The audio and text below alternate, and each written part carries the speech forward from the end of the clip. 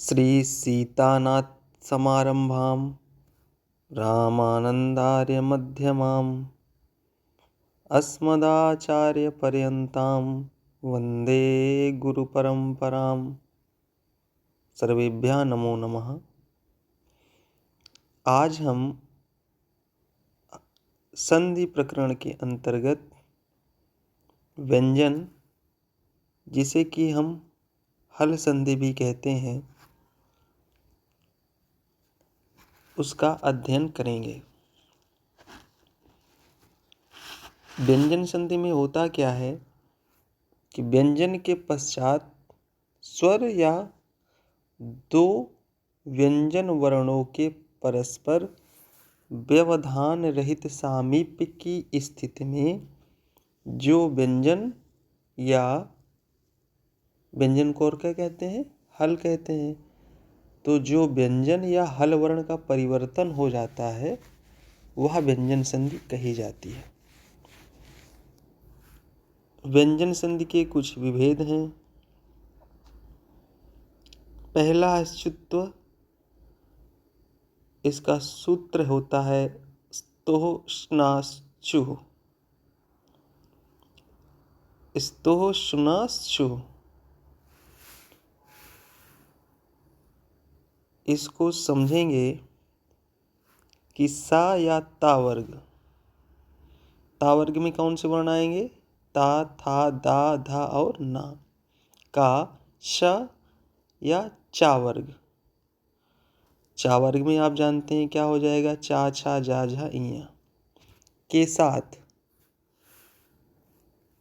चाहे आगे या पीछे योग होने पर दंत सा का तालव्य सा तथा ता वर्ग का चा वर्ग में परिवर्तन हो जाता है। उदाहरण से देखेंगे, स्पष्ट हो जाएगा। इसमें जो दंत सा है वह तालव्य सा में परिवर्तित हो रहा है। देखें, मनस धन चलती। देखिए, दंत सा के बाद चा आया, इसलिए वह तालव्य में परिवर्तित हुआ और फाइनल हमारा जो शब्द बना, वर्ड बना, क्या बना? मनस चलती। उसी प्रकार रामस धन शेते, क्या बना? रामस शेते।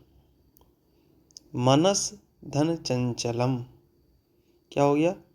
मनस चंचलम। हरिस धन शेते, हरिष्येते। आगे कह रहा है ता वर्ग का चा वर्ग हो जाना। उदाहरण के लिए देखिए, सत प्लस चित, ता के बाद चा आया। देख रहे हैं ना, सत में क्या है? अंतिम वर्ण ता है और चित में क्या है? चा। तो ता जो है चा में परिवर्तित हो जाएगा, फाइनल बनेगा सच्चित। ठीक उसी प्रकार सत प्लस चरित्रम,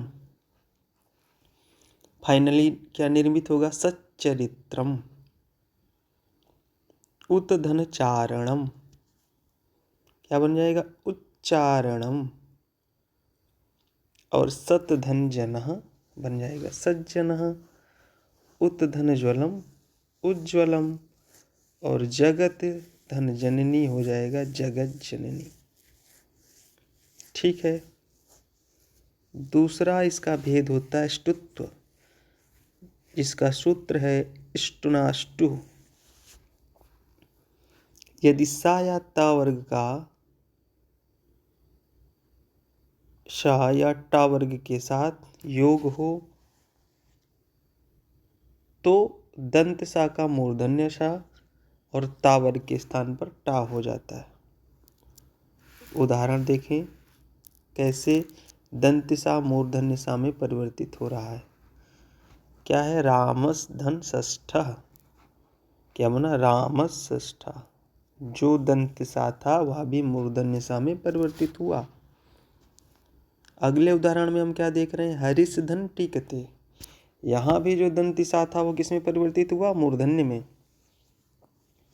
अब आगे दिया है ता वर्ग का टा वर्ग में परिवर्तन हो जाना। तत धन टीका, तो क्या बना? टीका, और यत धन टीका भी हो गया यट टीका। उत धन डयनम, उड्डयनम, और आकृष्धन्तः बना आकृष्टः। अगला भेद है जस्तो संधि, जिसका पाणिनीय सूत्र होता है झलाम जशो अंते। व्याख्या क्या है कि पद के अंत में जो स्थित झल है, जब हम प्रत्याहार बनाएंगे तो झल प्रत्याहार बनता है।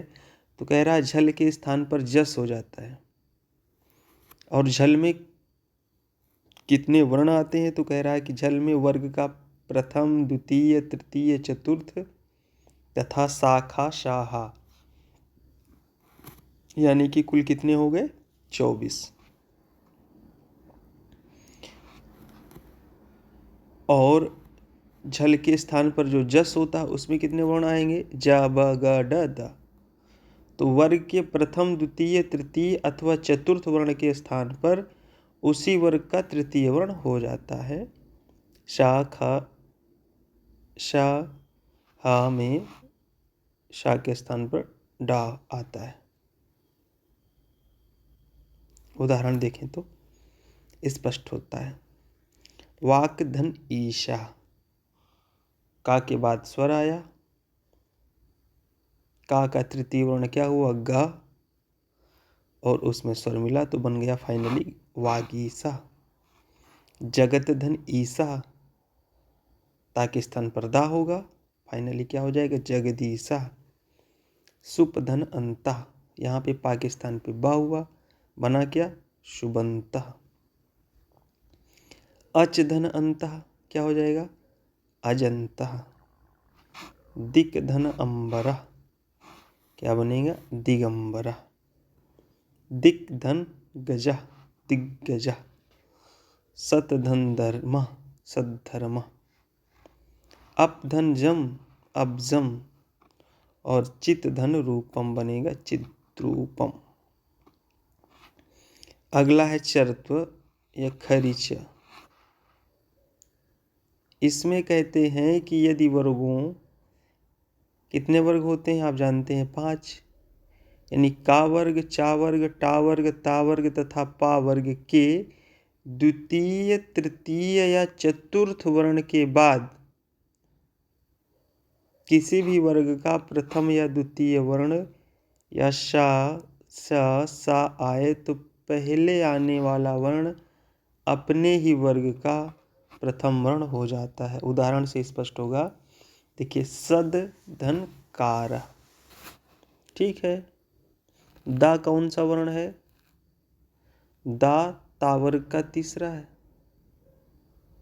और का वर्ग का पहला है। तो कह रहा है कि जो पहले आने वाला वर्ण है वह भी अपने वर्ग का प्रथम वर्ण हो। तो दा किस वर्ग का है, ता वर्ग का है।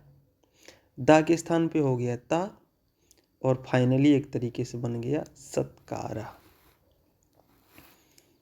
लब धन सते लपस्यते, और दिग धन पाला आप क्या बनाएंगे दिक्पाला। अगला जो सूत्र है अनुस्वार संधि का है मो अनुस्वारा। यदि किसी पद के अंत में म हो और उसके बाद कोई व्यंजन आए तो जो हलंत म है वह क्या हो जाता है अनुस्वार। उदाहरण आप देख लीजिए। हरिम धन वंदे, क्या बनेगा हरिम वंदे। अहम धन गच्छामि, क्या हुआ अहम गच्छामि। अगला दिया है परसवर्ण। सूत्र इसका होता है अनुस्वारस्य यही परसवर्णः। ये सूत्र कहता है कि अनुस्वार के बाद कोई भी वर्गीय व्यंजन आए तो अनुस्वार के स्थान पर आगे वाले वर्ण के वर्ग का पंचम वर्ण हो जाता है। ठीक। जैसे अंग धन किता, अनुस्वार के बाद का आया तो अनुस्वार का क्या होगा? का अंतिम वर्ण क्या हुआ? अंगा, अंगा ही हुआ तो क्या बना? अंकिता। संधन कल्पा, संकल्पा। कुंदंठिता क्या बना? कुंठिता। अंगधनचिता क्या बना? अंचिता। ठीक। अगली संधि है लत्व संधि, जिसका सूत्र होता है तोरली। यदि ता वर्ग के बाद ला आए तो ता वर्ग के वर्णों का ल हो जाता है, किंतु यदि ना के बाद ला आए तो क्या होगा? अनुनासिक ला होता है। उदाहरण देखें, उत्तधन लंघनम, ता के स्थान पे क्या होगा? ला होगा, क्या बन जाएगा? उल्लंघनम। उत धन लंघनम बनाया हमने उल्लंघनम, ता के स्थान पे ला कर रहे हैं। तत् धन लीनः, तल्लीनः। उत धन लिखितम, उल्लिखितम। और उत धन लेखा बनेगा उल्लेखा। महान धन लाभा, महान लाभा। और विद्वान धन लिखति क्या बन जाएगा? विद्वान लिखति। अगली जो संधि है छत्व, इसका सूत्र होता है सक्षो अटि।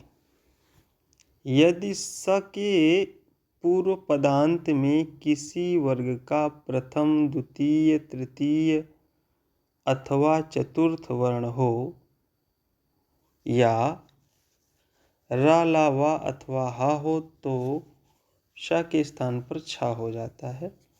उदाहरण से स्पष्ट होगा। देखिए, एतत् धन शोभनम, ता के बाद ताला बिस्सा आया है तो क्या हुआ? स के स्थान पर तो उसने क्या किया? छ किया, यही ना। और ता के स्थान पे क्या हुआ? चा हो गया। वो कैसे हुआ? वो हुआ शुत्व संधि से, तो बना एतच्छोभनम। तत् धन श्रुत्वा, तच्छ्रुत्वा। और आगे दिया है एक संधि होती है चा का आगम, यानी चा का आ जाना। सूत्र होता है उसका छेचा। यदि ह्रस्व स्वर के पश्चात छ आए तो छ के पूर्व चा का आगम होता है। आइए उदाहरण देखते हैं। तरु धन छाया, ह्रस्व ऊ है, उसके बाद छा आ रहा है तो बनेगा क्या? तरु छाया। ठीक है, आगे देख लेंगे। अनुधन छेदः, अनुच्छेदः। और परिधन छेदा हो जाएगा परिच्छेद। रा का लोप तथा पूर्व स्वर का दीर्घ होना रोरी सूत्र होता है। उदाहरण दिया है, यदि रा के बाद रा हो तो पहले रा का लोप हो जाता है तथा उसका पूर्ववर्ती जो स्वर है वह दीर्घ हो जाता है। ठीक है। स्वर धन राज्यम, इसमें जो पूर्ववर्ती रा है उसका हुआ लोप। राज्यम वैसा ही रहा, पूर्ववर्ती रा का लोप हुआ और उसके जो पूर्व वा वर्ण था उसमें दीर्घ आ की मात्रा हुई, बना फाइनल स्वराज्यम।